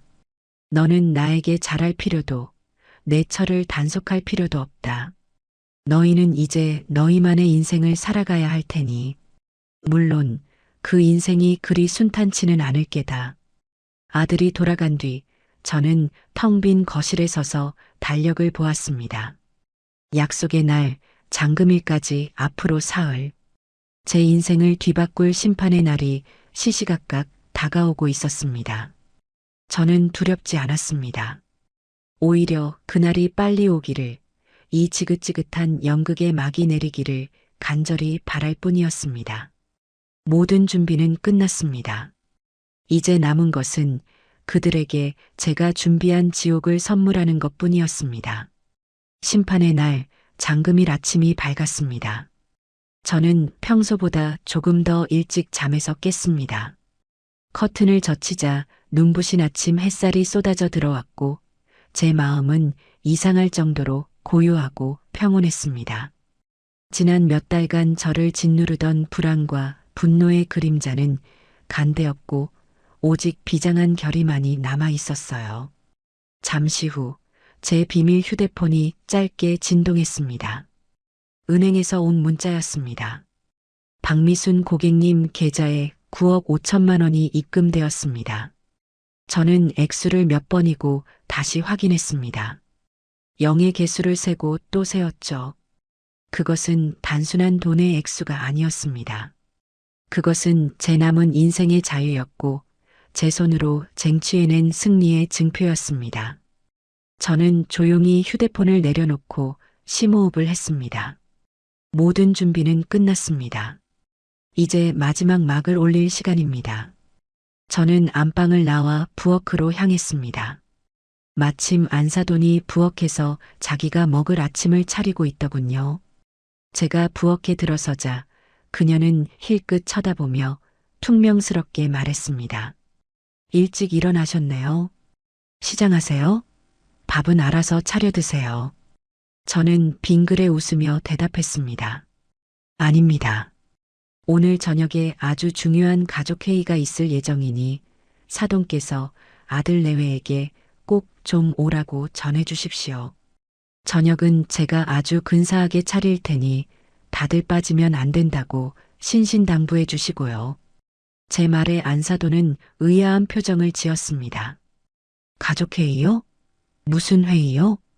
저녁에 오시면 알게 됩니다. 아주 중요한 이야기니 꼭 모두 모여야 합니다. 저는 더 이상 설명하지 않고 거실로 나왔습니다. 제 태도에서 무언가 심상치 않은 기운을 느꼈는지 안사돈은 잠시 저를 뚫어져라 쳐다보더니 이내 고개를 갸웃거리며 며느리에게 전화를 걸기 시작했습니다. 아마도 제가 유산상속 이야기라도 꺼내려는 줄 알고 기대에 부풀어 서둘러 딸에게 소식을 전하는 것이겠지요. 그래, 마음껏 기대해라. 너희가 기대하는 것과는 전혀 다른 아주 특별한 선물이 너희를 기다리고 있을 테니. 그날 오후 저는 몇 달 만에 처음으로 즐거운 마음으로 요리를 했습니다. 마치 큰 잔치를 준비하는 사람처럼 시장에 가서 가장 좋은 재료들을 아낌없이 사왔습니다. 한우갈비를 사고 싱싱한 화로와 전복도 샀습니다. 그들이 평소에 먹고 싶다고 노래를 부르던 하지만 제가 일부러 해주지 않았던 바로 그 음식들이었습니다. 저는 몇 시간에 걸쳐 갈비찜을 재우고 잡채를 볶고 각종 전을 부쳤습니다. 이것은 그들을 위한 만찬이 아니라 이 집과의 마지막을 고하는 저만의 고별의식이었습니다. 남편과 함께 웃고 울었던 이 부엌에서 저는 마지막으로 제 모든 정성을 쏟아부었습니다. 저녁 시간이 되자 아들 내외가 도착했습니다. 며느리 태희는 무슨 좋은 소식이라도 듣게 될까 잔뜩 기대에 찬 얼굴이었고 아들 종환이는 영문도 모른 채 어색하게 서 있었습니다. 사돈 부부 역시 상다리가 휘어지게 차려진 음식을 보고는 입이 귀에 걸려 있었죠. 아이고 사부인, 오늘 무슨 날이에요? 상다리가 부러지겠네. 안사돈이 호들갑을 떨며 말했습니다. 어서들 앉으세요. 오늘을 위해 제가 특별히 준비했습니다. 이 집에서의 마지막 만찬이 될 테니까요. 저는 의미심장한 미소를 지으며 말했지만 그들은 제 말의 진짜 의미를 알아채지 못했습니다. 그저 마지막이라는 단어에 잠시 고개를 갸웃거릴 뿐 곧 눈앞의 진수성찬에 정신이 팔려 개걸스럽게 음식을 먹기 시작했습니다. 저는 거의 먹지 않고 그들의 모습을 조용히 지켜보았습니다. 제 집에서 제 돈으로 차린 음식을 마치 자신들의 승리를 자축하는 전리품처럼 탐하는 그들의 추악한 모습을 제 눈과 마음에 똑똑히 새겨두었습니다.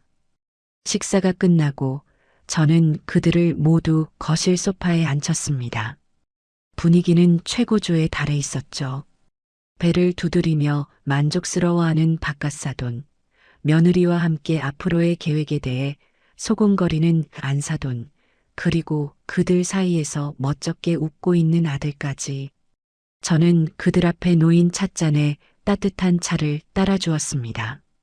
그리고 드디어 길고 길었던 연극의 마지막 대사를 뱉을 시간이 되었습니다. 오늘 다들 모이라고 한 것은 여러분 모두에게 아주 중요한 사실을 알리기 위해서입니다. 제 목소리는 낮고 차분했지만 거실의 모든 소음을 잠재울 만큼의 무게를 담고 있었습니다. 모두의 시선이 제게로 향했습니다. 저는 잠시 말을 끊고 그들의 얼굴을 하나하나 천천히 뜯어보았습니다. 기대감, 탐욕, 의심, 그리고 무지. 그 모든 표정들을 확인한 뒤 저는 제 가방에서 서류 봉투 하나를 꺼내 테이블 위로 던졌습니다. 오늘부로 이 집은 더 이상 제 집이 아닙니다. 순간 거실의 공기가 얼어붙었습니다. 아무도 제 말의 의미를 이해하지 못하는 듯 서로의 얼굴만 쳐다볼 뿐이었습니다. 바깥사돈이 먼저 입을 열었습니다. 사부인, 그게 무슨 말씀이시오? 집이 사부인 집이 아니라니. 말 그대로입니다. 저기 있는 서류를 읽어보시면 아시겠지요. 이 집, 제가 오늘 팔았습니다. 팔았다는 말. 그 한마디가 거대한 폭탄이 되어 거실 중앙에서 터졌습니다. 가장 먼저 반응한 것은 며느리 태희였습니다. 그녀는 자리에서 벌떡 일어나 믿을 수 없다는 듯 비명을 질렀습니다. 뭐라고요? 어머니, 지금 제정신이세요? 누구 마음대로 집을 팔아요. 상의도 없이. 미치셨어요? 그녀의 얼굴이 분노와 당혹감으로 흉하게 일그러졌습니다. 안사돈은 하얗게 질린 얼굴로 테이블 위에 서류 봉투를 집어들었습니다. 그녀는 떨리는 손으로 봉투 안에 부동산 매매 계약서 사본을 꺼내 읽기 시작했습니다. 그녀의 눈이 믿을 수 없다는 듯 커졌고 이내 그녀는 아이고 세상에라는 비명과 함께 소파 위로 쓰러지듯 주저앉았습니다. 바깥사돈은 안사돈의 손에서 계약서를 낚아채듯 빼앗아 들고는 돋보기 안경 너머로 계약서를 뚫어져라 쳐다보았습니다. 매매 대금과 양수인, 양도인의 이름에 찍힌 제 인감까지 확인한 그의 얼굴은 시뻘겋게 달아올랐습니다. 사부인, 이게 정말이란 말이오. 우리한테 말 한마디 없이 집을 팔다니 이게 사람으로서 할 짓이오. 우리가 어떤 사이인데 우리를 이렇게 기만할 수가 있소. 그는 분노에 차서 저를 향해 손가락질하며 고함을 질렀습니다. 저는 그 모든 아수라장을 조용히 지켜보았습니다. 그리고 가장 큰 충격에 빠져 있는 제 아들 오종환을 바라보았습니다. 그는 마치 유체이탈이라도 한 사람처럼 텅 빈 눈으로 허공만 응시하고 있었어요. 자기 귀에 들린 말이 현실이라는 것을 받아들이지 못하는 듯 했습니다. 저는 그런 아들을 향해 그리고 그들 모두를 향해 마지막 통보를 날렸습니다. 새 집주인이 2주 뒤에 입주하기로 했습니다. 그러니 사돈 두 분은 그때까지 이 집에서 짐을 모두 빼주시길 바랍니다. 이 집은 이제 당신들이 머물 곳이 아닙니다. 그리고 저는 며느리와 아들을 향해 고개를 돌렸습니다. 그리고 너희도 마찬가지다. 이제 이 어미에게 기댈 생각은 꿈도 꾸지 마라. 오늘 이 시간부로 나는 너희와 아무런 상관이 없는 사람이다. 제 말이 끝나자마자 며느리 태희가 악을 쓰며 제게 달려들 기세로 일어섰습니다. 어머니, 정말 이렇게까지 하실 거예요? 저 뱃속에 어머니 손주가 있어요. 이 아기를 봐서라도 어떻게 이러실 수가 있어요? 저는 차갑게 웃으며 대답했습니다. 그 아기는 너의 아기이지 내 아기가 아니다. 그리고 너는 그 아기를 방패 삼아 내 욕심을 채우려 했지. 나는 더 이상 너의 그 역겨운 연극에 놀아나지 않을 생각이다. 그 순간 거실은 완벽한 지옥으로 변했습니다. 며느리의 울음 섞인 고함, 사돈의 분노에 찬 절규, 그리고 안사돈의 끝없는 신세 한탄. 그 모든 소음의 한가운데서 저는 이상하게도 완벽한 평온함을 느꼈습니다. 길고 길었던 전쟁이 드디어 저의 승리로 끝나가고 있었습니다. 마른 하늘의 날벼락 같았던 그날 밤 이후 저희 집은 서로를 물어뜯는 맹수들의 소굴과 다름없었습니다. 그들은 현실을 받아들이지 못하고 어떻게든 제 결정을 되돌리기 위해 온갖 방법을 동원하기 시작했습니다. 가장 먼저 시작된 것은 눈물과 동정심에 호소하는 작전이었습니다. 안사돈은 매일 아침 제 방문 앞에 와서 사부인, 저희더러 정말 길바닥에 나앉으라는 말씀이세요. 평생을 남에게 싫은 소리 한 번 못하고 살아온 우리 영감 얼굴을 봐서라도 제발 저희를 걷어주세요라며 대성통곡을 했습니다. 하지만 그녀의 눈물은 제게 아무런 감흥도 주지 못했어요. 요양원 이야기를 하며 웃던 그녀의 목소리가 귓가에 생생했기 때문입니다. 며느리 태희의 방식은 훨씬 더 교활하고 악랄했습니다. 그녀는 거의 매일같이 집에 찾아와 제 앞에서 배를 움켜쥐고 쓰러지는 쇼를 벌였습니다. 어머니, 저 스트레스 받아서 배가 너무 아파요. 이러다 우리 복덩이 잘못되면 다 어머니 책임이에요. 어떻게 임신한 며느리한테 이럴 수가 있어요. 그녀는 자기가 가진 가장 강력한 무기인 뱃속의 아이를 이용해 저를 협박하려 했습니다. 하지만 그 무기는 더 이상 제게 통하지 않았습니다. 저는 소파에 앉아 차를 마시며 바닥에 쓰러져 끙끙 앓는 소리를 내는 그녀를 무표정하게 내려다볼 뿐이었습니다. 정말로 배가 아프면 병원에 가야지. 왜 여기서 이러고 있니? 119라도 불러줄까? 제 건조한 목소리에 그녀는 연기가 통하지 않는다는 것을 깨닫고는 분한 얼굴로 자리에서 일어났습니다. 그들의 회유와 협박이 통하지 않자 이번에는 박갓사돈이 나섰습니다. 그는 저를 법적으로 압박할 수 있다고 생각한 모양입니다. 사부인, 이거 명백한 사기요. 우리가 이 집에 들어올 때 사부인은 우리가 사는 것을 허락했소. 이건 엄연히 임대차 계약이 성립된 거나 마찬가지인데 우리한테 한마디 상의도 없이 집을 팔아? 당장 변호사 선임해서 이 계약 무효 소송을 걸고 사부인을 상대로 손해배상 청구를 할 것이오. 그는 어디서 주워들은 법률 용어를 총동원하며 저를 위협했습니다. 하지만 저는 이미 모든 준비를 끝낸 상태였습니다. 저는 서랍에서 서류 한 장을 꺼내 그에게 내밀었습니다. 그렇게 하시지요. 아마 사돈께서 선임하실 변호사도 이걸 보면 생각이 달라질 겁니다. 그것은 제 변호사가 작성한 부동산 명도 관련 법률 검토 의견서였습니다. 그 서류에는 사돈 부부는 월세나 보증금을 낸 사실이 없는 무상 거주자로서 임대차 보호법의 적용을 받지 못하며 집주인의 퇴거 요구에 불응할 시 무단 점유에 해당하여 오히려 집주인에게 손해배상을 해야 할 수도 있다는 내용이 명확하게 적혀 있었습니다. 박갓사돈은 그 서류를 읽어내려가다 얼굴이 흑빛으로 변했습니다. 그들의 마지막 발악마저 무력화되는 순간이었습니다. 이제 그들은 서로를 탓하며 싸우기 시작했습니다. 다 당신 때문이야. 괜히 사부인 심기를 건드려서 이 꼴이 났잖아. 뭐, 내가 뭘 어쨌다고. 당신이야말로 매일 밤 술이나 마시고 사부인 눈치도 안 보고 멋대로 행동했잖아. 그들은 거실에서 서로에게 삿대질을 하며 맹렬하게 싸웠습니다. 저는 그 모습을 제 방 창문 너머로 조용히 지켜보았습니다. 자기들의 탐욕 때문에 모든 것을 잃게 된 자들의 비참한 말로였습니다.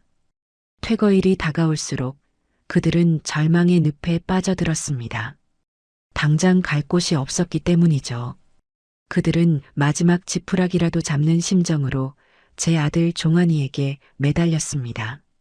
종환이는 그들 등살에 못 이겨 제게 와서 무릎까지 꿇었습니다. 엄마, 제가 잘못했어요. 제발 한 번만 용서해 주세요. 장인, 장모님께서 정말 갈 곳이 없으세요. 이 집 계약 어떻게든 물을 수 없어요?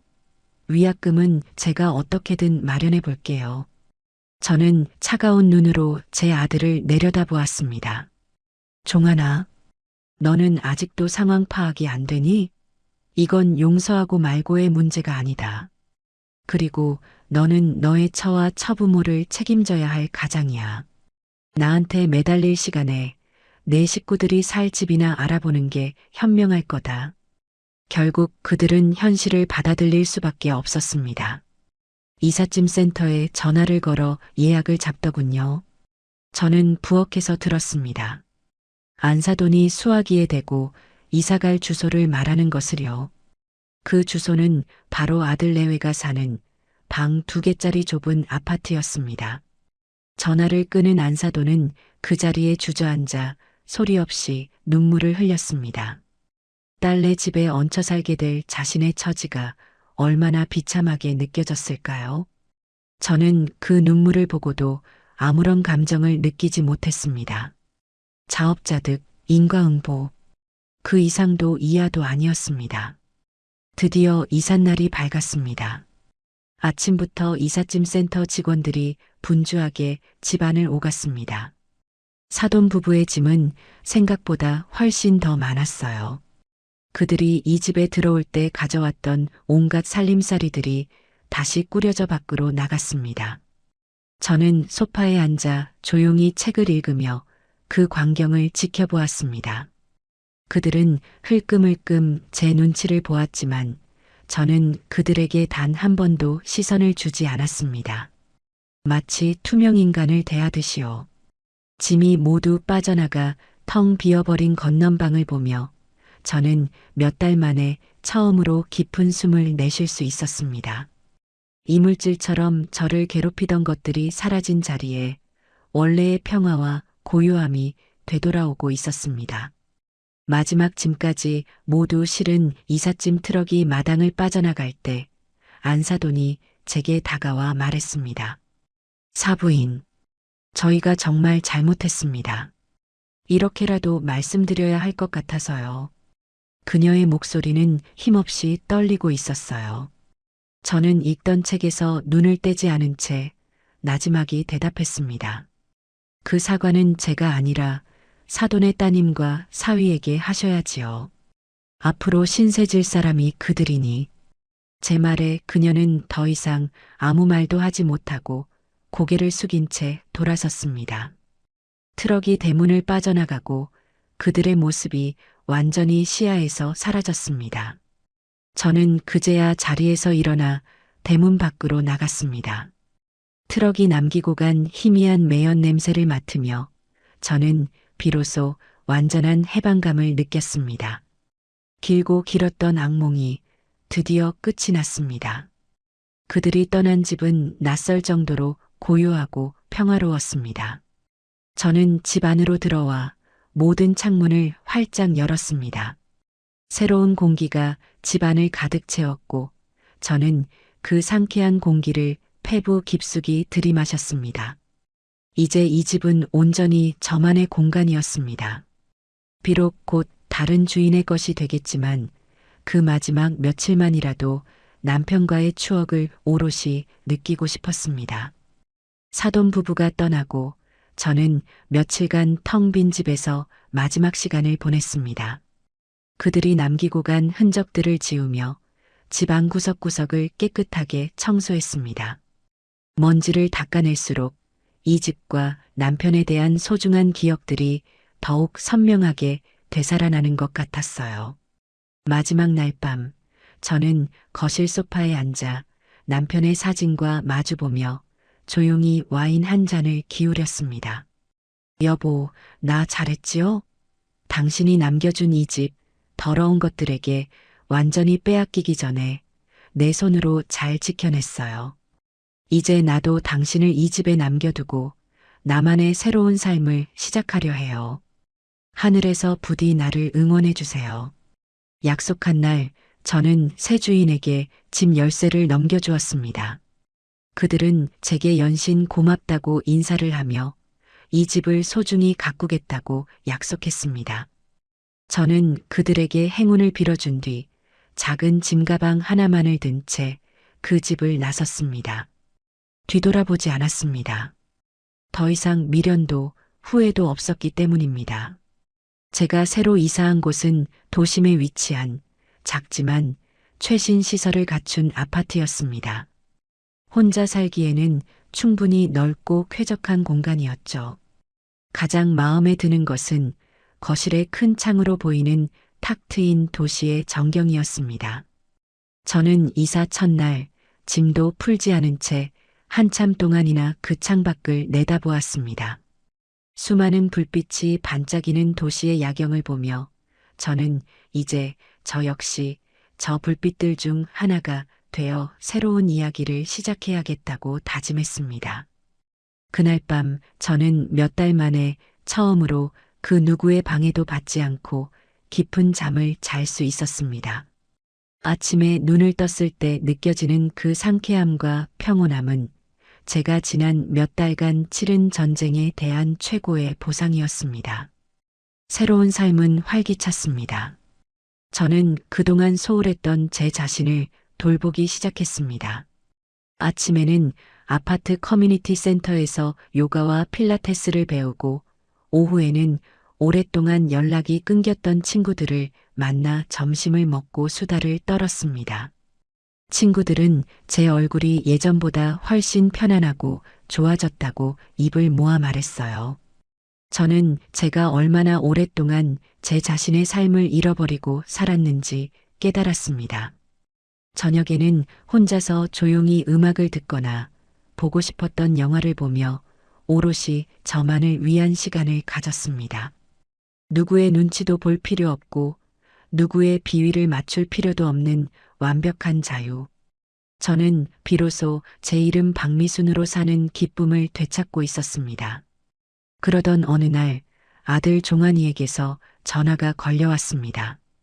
그의 목소리는 잔뜩 잠겨 있었고 깊은 피로와 절망감이 묻어났습니다. 엄마, 잘 지내? 그래, 나는 잘 지낸다. 무슨 일이니? 제 무미건조한 대답에 아들은 한참을 머뭇거리다 힘겹게 입을 열었습니다. 엄마, 나 정말 죽을 것 같아. 집이 좁은데 장모님까지 같이 계시니 매일이 전쟁이야. 태희는 임신해서 예민해져 있지. 장모님은 살림이 자기 마음에 안 든다고 사사건건 잔소리하시지. 장인어른은 하루 종일 소파에 누워 텔레비전만 보시고. 나 정말 숨이 막혀서 집에 들어가기가 싫어. 그의 하소연을 들으며 저는 아무런 감정도 느껴지지 않았습니다. 그가 겪고 있는 지옥은 불과 몇 주 전까지만 해도 제가 겪었던 바로 그 지옥이었습니다. 그래서 나더러 뭘 어쩌라는 거니? 제 차가운 물음에 아들이 울먹이며 말했습니다. 엄마, 내가 정말 잘못했어.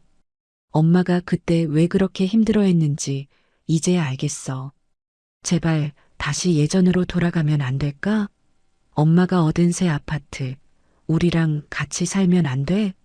아니면 작은 집이라도 하나 얻어서 장모님 나가 사실 수 있게 도와주면 안 될까? 내가 평생 엄마한테 잘할게. 저는 그의 말에 실소를 터뜨렸습니다. 그는 아직도 정신을 차리지 못하고 있었습니다. 마지막 순간까지 저에게 기대어 자신의 문제를 해결하려는 그 이기심과